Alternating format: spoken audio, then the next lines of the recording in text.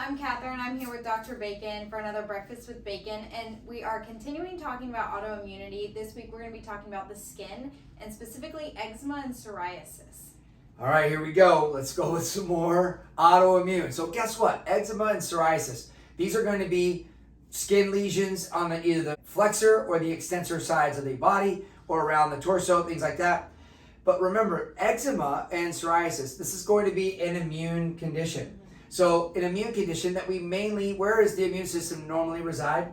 The gut. In the gut. So 70 to 80%, depends on where you're reading it, is usually in the gut. But we're talking the whole body has the immune system, right? It's all one big system trying to fight off bacteria, viruses, things like that. So, but most of the time you're actually exposed by eating or ingesting or breathing in viruses, bacteria, things like that, or even inflammatory foods that can create irritation where?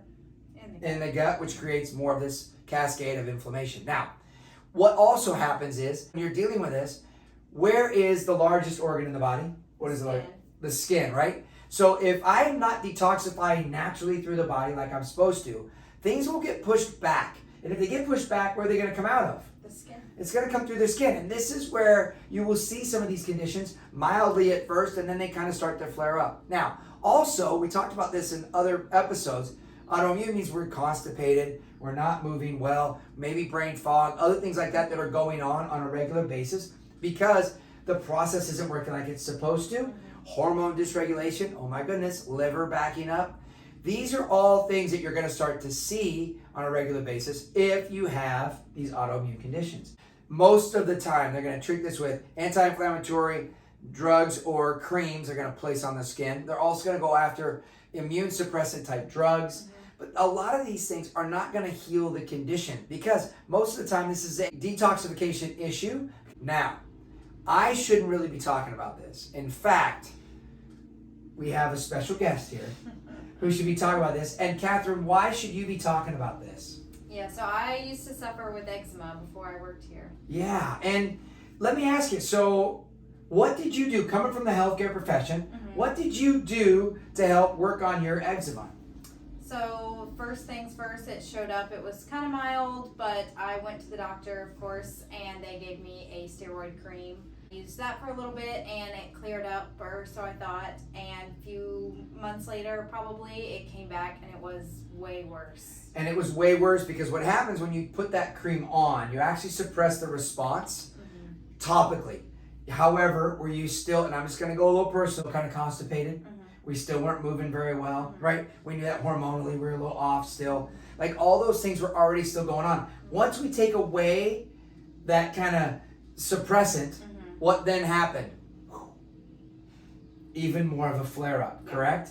And this is what we're looking for. When you see this stuff, it's not really like it fixed the problem, right? Then what do we do to kind of see even more of the results that we see now? Yeah, so then I eliminated dairy, hoping that would help some, and it helped a little bit, but not enough. Then I came to y'all, and I was getting regularly adjusted and started on a nutrition protocol. Yeah, and one of the products that you were taking was? Dermatrophin PMG. Yeah, and what is the Dermatrophin PMG? You said? It's a glandular for the skin. Yeah, so it doesn't treat psoriasis or eczema. Right. It gives you the blueprints, the natural materials that the skin needs to be healthy to support the body's own maturation and healing of the body, right? Yeah. Nothing to suppress, only just to help support, right? We also got you on some fish oils, right? And we lowered that inflammatory foods and that burden. And that to me really gets the body starting to heal on a more natural basis. Yeah. And now, looking back, what would you have done differently now that you know this? Yeah, I probably would have started off with the AIP diet. I think that would have been a lot more effective than just eliminating dairy. Right. Because that just wasn't getting it all. And Yeah. I think there was a lot more food triggers. Yeah, and that's exactly it. And so that AIP diet, if you want more information on that, you just comment below. We'll give you some info. But I think this is why. Thank you for being vulnerable and talking about this. We appreciate that. Her skin looks amazing now. And it's really neat. It's been so long, I had to remind me that you went through this. Now, that's not the case for everybody, but you do. This is one of those things that takes time and effort, but you have to put that effort in. You have to see this go, really put some time and really get this thing going in the right direction. And the results are pretty amazing, aren't they? Yeah. Yeah. So, Kathryn, thank you for being vulnerable and letting the crowd know what's going on. But it's true, you guys. If you're suffering from this, it's not something that we're going to treat, but we can support you. And this is where you have us on your team. You can ask Kathryn firsthand, kind of what she did and what were her best ideas. Now we have dietary recommendations, routines that we follow, protocols that you can use, and everything along those lines to kind of really support the body.